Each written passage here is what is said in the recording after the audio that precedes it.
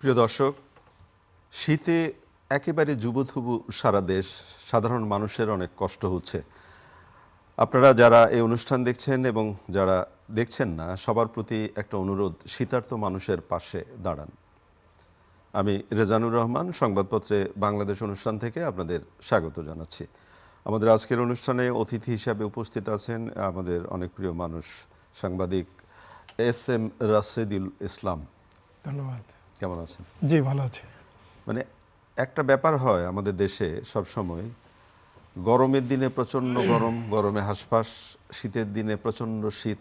এই সময়ে বোধ করি রাজনীতির ডামাডোল তো আছেই, কিন্তু সাধারণ মানুষের, বিশেষ করে উত্তরাঞ্চল থেকে, যেমন প্রথম আলোতে আজকে শিরোনাম হয়েছে 7 জেলায় শৈত্যপ্রবাহ, এবং বলা হচ্ছে যে খুব শীঘ্রই আরও তাপমাত্রা কমে যাবে। তো সেই জায়গা থেকে আগে সাধারণ মানুষের পাশে বোধ করি আমাদের দাঁড়ানো খুব জরুরি কর্তব্য। সংবাদপত্রের শিরোনাম পড়ে শোনাই আপনাকে, তারপর আমরা আলোচনায় যেতে চাই। দৈনিক প্রথম আলো, বিএনপি তারেক রহমান দলীয় চেয়ারম্যান হচ্ছেন, কুয়াশায় থাকবে বিভিন্ন স্থানে, 7 জেলায় শৈত্যপ্রবাহ, নিজের নামে 30-40টি মুঠোফোন দেখে বিস্মিত ও চিন্তিত মানুষ। দৈনিক যুগান্তর, থেমে গেছে সব ষড়যন্ত্র তত্ত্ব, সবাই এখন পুরোদমে নির্বাচনে। জাইমা সহ পরিবারের সদস্যদের কবর জিয়ারাত, খালেদা জিয়াকে শ্রদ্ধা জানাতে মানুষের ভিড়। 3 ঘটনায় চাপের মুখে এনসিপি। দৈনিক সমকাল, এনসিপির 4 প্রার্থী কোটিপতি, বাকিদের আয় সম্পদ কম, ব্যক্তিগত তথ্য পাচারের শঙ্কা গ্রাহকের।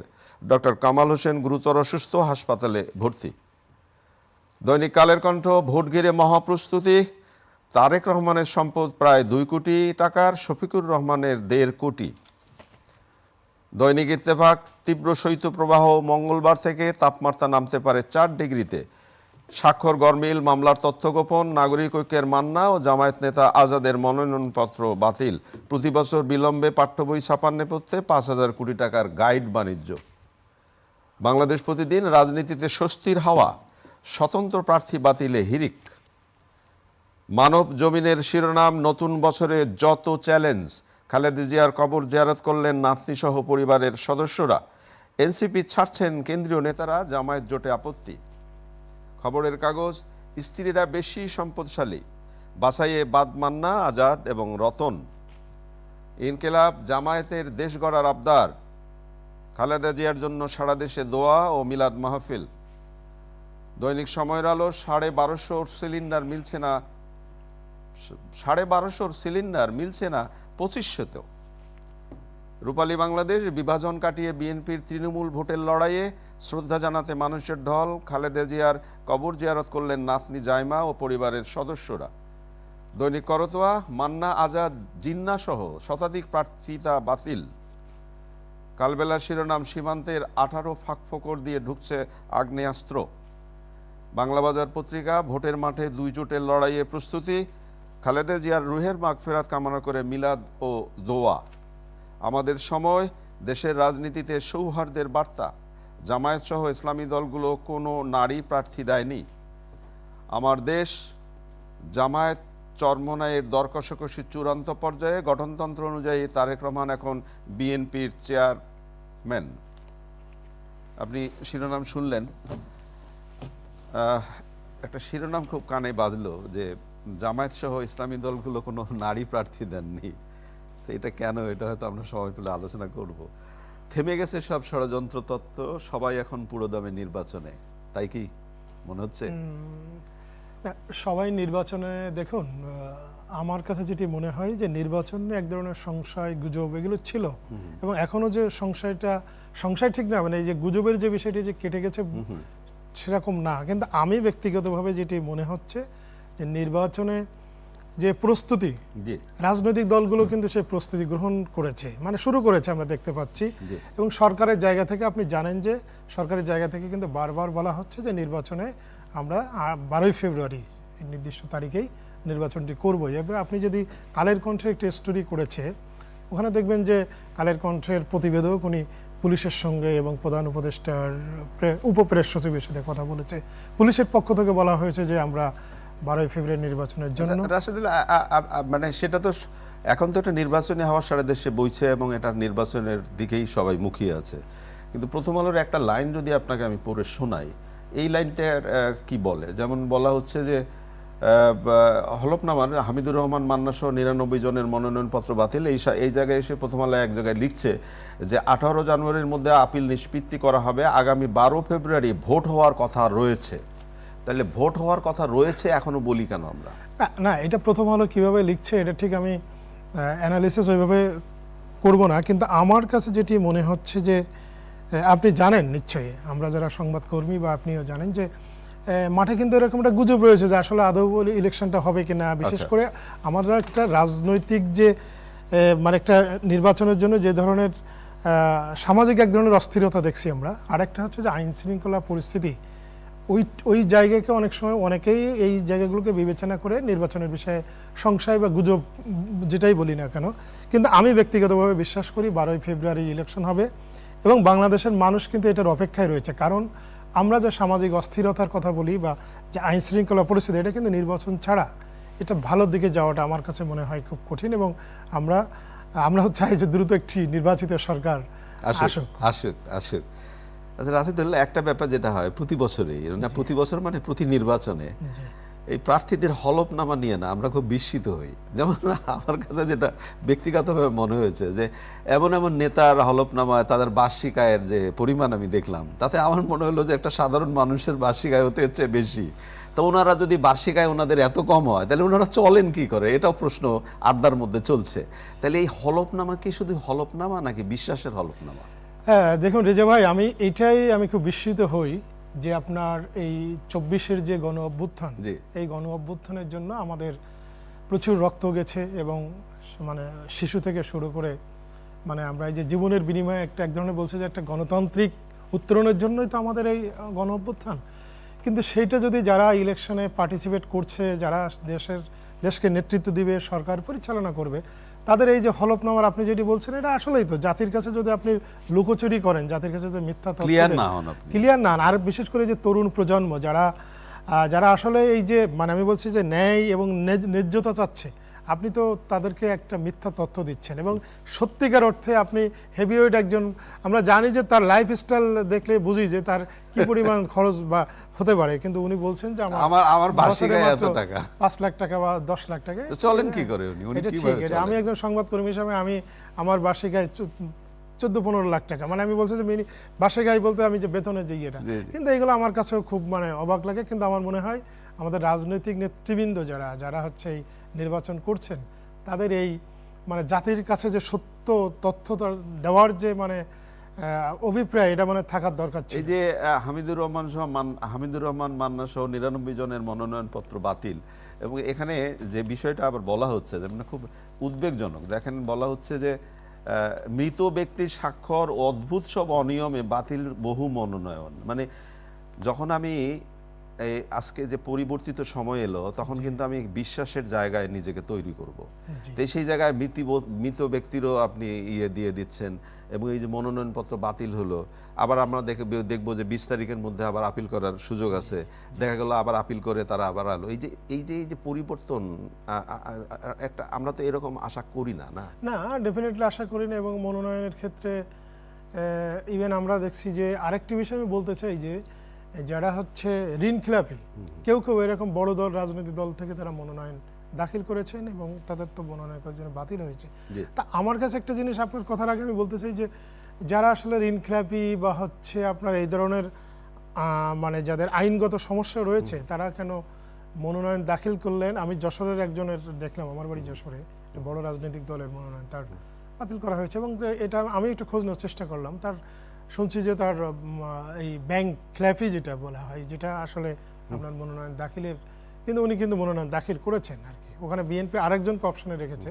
আমার মনে হয় এই জিনিসগুলোকে আমি যেটা বলছিলাম যে ওই আপনার সত্যের পেছনে থাকতে চাই, কিন্তু সেই আকাঙ্ক্ষা আমাদের পূরণ হচ্ছে কিনা সেটাই প্রশ্ন।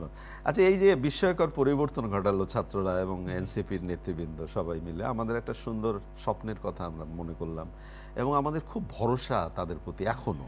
তো এই যে পত্রপত্রিকায় যেভাবে আজকে নিউজ হলো, যেমন ধরেন এনসিপির 4 প্রার্থী কোটিপতি, বাকিদের আয় সম্পদ কম। কোটিপতি আপনি হতেও পারেন না, অসুবিধা নাই, কিন্তু এই 3 ঘটনার চাপের মুখে এনসিপি, জামায়াতের সঙ্গে ঐক্য, পদত্যাগের হিড়িক, নাহিদ ইসলামের বার্ষিক আয় নিয়ে সমালোচনা। আমার একটা বিষয় মনে হয় সেটা হচ্ছে যে একজন ব্যক্তি যদি ব্যবসা করে, ব্যবসার সাথে জড়িত থাকে, 1 কোটি টাকা ইনকাম খুব বেশি কঠিন কিছু না।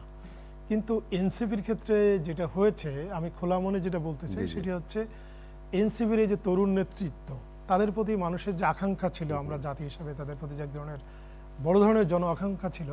কিন্তু আপনি দেখেন রাজনীতিতে আপনার যদি আপনার সততা বা আপনার ইন্টিগ্রিটি এই জায়গা যদি কোনো কারণে নষ্ট হয় এবং আপনার সম্পর্কে যদি পারসেপশন তৈরি হয় যে আপনি আপনার সততা হারিয়েছেন, তখন কিন্তু মানুষ মুখ ঘুরিয়ে নেয়। এবং আমার মনে হয় এই এনসিপির তরুণ নেতৃত্ব কারোর বিষয়ে মানে জনমনে এক ধরনের কিন্তু নেতিবাচক পারসেপশন তৈরি হয়েছে।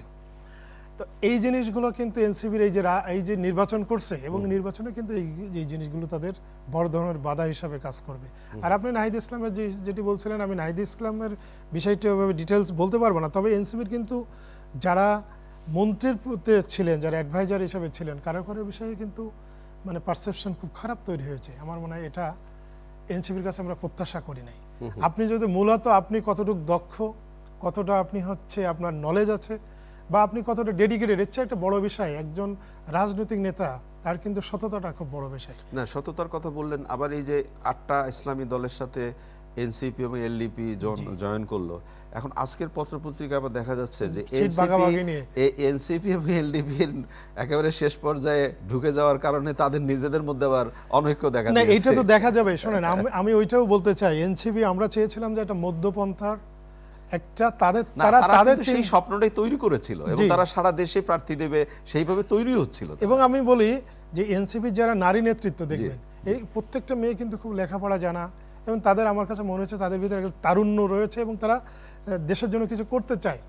তো এই যে মনে করেন এই যে ব্রিলিয়ান্ট এই মেয়েগুলো যারা ছিল, তারা অনেকেই এখান থেকে চলে যাচ্ছে, যারা সহ আরো বেশ কয়েকজন। আমি বলছি যে এই যে মানে আমরা একটা মধ্যপন্থার রাজনীতি চেয়েছিলাম, কিন্তু তারা যখন জামাতের সাথে যাচ্ছে, জামাতের তো একটা তারা একটা তারা বলার চেষ্টা করছে এটা আদর্শগত ঐক্য নয়। আপনি ঐক্য গড়বেন আবার বলবেন আদর্শগত ঐক্য। আরেকটা বিষয় যে আপনাকে কেন মানে এনসিপি যদি এমপি না হয়, তারা যদি একটা রাজনৈতিক বা প্রেসার গ্রুপ হিসেবে কাজ করার সুযোগ ছিল, কিন্তু এমপি হওয়ার জন্যই আমি কি 2টা বা 3টা বা 5টা বা 10 জন এমপি হওয়ার জন্যই আমার এই যে মানে এক ধরনের স্বাতন্ত্র্য যে বৈশিষ্ট্য, সেই জায়গা থেকে একটি মানে ধর্মভিত্তিক রাজনৈতিক দলের সঙ্গে জোট করা, এটা আমার মনে হয় রাজনৈতিকভাবে তাদের কাছে যে প্রত্যাশা ছিল সেটি তারা পূরণ করতে পারি না। আরেকটা জিনিস আপনি যে শুরুতে যেটি বলছিলেন, কথা বলতে চাই যে আপনি জামাত ইসলামী দলগুলো কোনো নারী প্রার্থী দেয়নি। কিন্তু দেখেন, আমি কিন্তু এইবার এই 5 আগস্টের যে গণ অভ্যুত্থানের পর থেকে কিন্তু জামাতের কিছু বিষয় আমারও খুব ভালো লাগছিল, যাদের আপনি যদি খেয়াল করেন দেখবেন জামাতের 2-4 জন হচ্ছে মহিলা নেত্রী বা মহিলা পর্যবেক্ষক বলেন জামাতের রাজনীতির, তারা কিন্তু টকশোতে আসছে, কথা বলছে এবং আমার কাছে মনে হচ্ছিল জামাত খুব মডারেট হয়েতে রাজনীতি করার এক ধরনের প্ল্যান করছে। কিন্তু যখন এই যে মানে কাউকে কোনো নারী ক্যান্ডিডেট করা হয়নি এই যে আসন্ন নির্বাচনে, এটা আমার কাছে খুব মানে অবাক লেগেছে। আমরা প্রত্যাশা করেছিলাম যে জামাত এই জায়গাটা উত্তরণ করবে। আপনি যদি ইরানের কথা দেখেন, ইরানে কিন্তু প্রচুর আপনার হচ্ছে ক্যাবিনেটে নারী রয়েছে, সেখানে এমপি রয়েছে। আমার কাছে মনে হয়েছিল জামাত এবার এদিকে যাবে, কিন্তু এই নমিনেশনের ক্ষেত্রে আমি ব্যক্তিগতভাবে হতাশ হয়েছি আর কি। কিন্তু এটা তো স্বীকার করতেই হবে যে জুলাই গণ অভ্যুত্থানের অন্যতম শক্তি ছিল নারীরাও এবং নারীদের সেই শক্তিটা আমরা যদি ভুলে যাই তাহলে আমরা জানি না। ইভেন আপনার জামাতের যে এই যে শিবিরের যে বিভিন্ন বিশ্ববিদ্যালয়ে যে আপনার হচ্ছে সংসদ, সেগুলোতে কিন্তু নারীরা রয়েছে।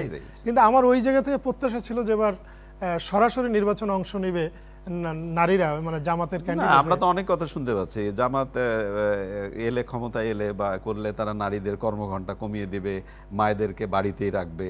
তো সবকিছু মিলিয়ে এটাও তো এক ধরনের মারা বসে থাকবে, অসুবিধা কি? না, সেটা তো হতে পারে না, সেটা নিশ্চয়ই হবেও না। হয়তো জামাতের আমির ওটি বলেছিল, কিন্তু আমি কিন্তু জামাতের সার্বিক কর্মকাণ্ড এবং আপনি দেখবেন যে জামাতের নেতৃবৃন্দ কিন্তু এই নির্বাচনকে কেন্দ্র করে, এটা তাদের নির্বাচনী স্ট্র্যাটেজিও হতে পারে যে আপনার ইসলামী শাসন কায়েম করব এটা বলাচ্ছে, তারা কিন্তু বলছে যে আমরা মডারেট হইতে চলতে চাই, আমরা দেশে এই করব, দুর্নীতি রোধ করব, আমরা দেশে এইটা করব। ওই সব কিছু মিলাই আমার কিন্তু একটা প্রত্যাশা ছিল যে জামাত এবার নারী ক্যান্ডিডেট করবে, যেটি প্রত্যাশার সাথে সম্ভাবনার মিল কতটুকু সেটাই সবচেয়ে জরুরি কথা। একেবারে সারা দেশে শুরুতেই বলছিলাম অনুষ্ঠানের যে এমন শীত জেঁকে বসেছে, তা এতে কি আমার মনে হয় না নির্বাচনী ডামাডোল যেভাবে তৈরি হলো, সাধারণ মানুষের পাশে, একদম শীতার্ত মানুষের পাশে যাবার বা সেই যে প্রক্রিয়া একটু যেন আগের থেকে কম, নাকি নাকি মনে হয়? হ্যাঁ, আমিও এটা ঢাকা শহরে তো আসলে আমরা বিশেষ করে এগুলো তো গ্রামের দিকে বেশি এটার প্রভাব, শীতের প্রভাবটা। তো আমিও শুনছি, এবং নির্বাচনের যে আপনার ওই প্রাণ চাঞ্চল্যতা তৈরি করে নির্বাচনের যে গ্রামের দিকে হাট বাজারে, মানে ওইগুলো কিন্তু এই শীতে তো খুব। আর আরেকটা জিনিস দেখেন, এবারে যে শীত আর কি, এরকম শীত হয়তো কখনো কোনো বছর পড়লে আমি দেখেছি একদিন 2 দিন সর্বোচ্চ, কিন্তু এবার কিন্তু একটা লং টাইম, এবং আপনি জানেন যে জানুয়ারি মাস জুড়েই মনে হয় এরকম একটা সত্য প্রভাব থাকতে পারে। তো আপনি যেটা শুরু করেছিলেন, আমাদের রাজনৈতিক দলগুলো যেহেতু এখন নির্বাচনের মাঠে আছে, রাজনৈতিক দলগুলো এই শীতের এই সময়, না না, এইটাও তো ভোট টানার একটা ব্যাপার না, জানি ডেফিনেটলি শীতার্ত এবং জায়গায়। তাদের যে সামাজিক কর্মসূচি, যেটা সামাজিক কাজ করে, এটা তার একটা বিশেষ বড় করে একটা আপনি অংশ। যদি উত্তরাঞ্চলের কথা, রংপুর, দিনাজপুর, লালমনিরহাট, কুড়িগ্রাম, পঞ্চগড়, এইসব জায়গায় যে এদের ঢাকাতেই তো অনুভব করেন জি। আপনি, যেটা তাহলে তো ওই জায়গায় কি অবস্থা আপনি নিশ্চয়ই খেয়াল একদম একদম, করছেন। এবং আমরা কিন্তু শীতে এভাবে অভ্যস্ত না। একেবারে শেষের দিকে আমরা এই যে বই নিয়ে প্রতি বছর একটা কেলেঙ্কারি হয়, এবং আজকে দৈনিক ইত্তেফাকে যে রিপোর্টটি ছাপা হয়েছে, প্রতি বছর বিলম্বে পাঠ্য বই ছাপার নেপথ্যে 5,000 কোটি টাকার বাণিজ্য, চিন্তা করতে পারেন। এটা নিয়ে আমি সংবাদকর্মী হিসেবে আমার মনে হয় গত 10-15 বছর যাবত এই অভিযোগটি শুনে আসছে, এবং বাস্তবতা এবং প্রতি বছরই করছে। হ্যাঁ, এবং সরকারের কিন্তু একটা কমিটমেন্ট থাকে যে আপনি এই বছরের শুরুর দিনেই বই ছাত্রদের, শিক্ষার্থীদের হাতে, কোমলমতি শিক্ষার্থীদের হাতে বই তুলে দিবেন, সেটা হচ্ছে না। এবং এই সময় আমরা তো যখন আগের রাজনৈতিক সরকারের সময় আমরা জানি যে নানা রকম প্রবলেম থাকতো, কিন্তু এই সরকারের সময় আমরা প্রত্যাশা করেছিলাম, কিন্তু সেটা কিন্তু পুরোটা পূরণ করতে পারি না, এবং দুঃখজনক, এটা জি, খুবই দুঃখজনক। অনেক ধন্যবাদ আপনাকে। প্রিয় দর্শক, আমরা অনুষ্ঠানটা শেষ করি, কিন্তু একটা সংবাদ আপনাদের মনে করিয়ে দিতে চাই। আজকে বাংলা সাহিত্যের অন্যতম জাদুকর, একদম কথা সাহিত্যিক, আমাদের প্রিয় মানুষ রাবেয়া খাতুনের 5ম মৃত্যুবার্ষিকী।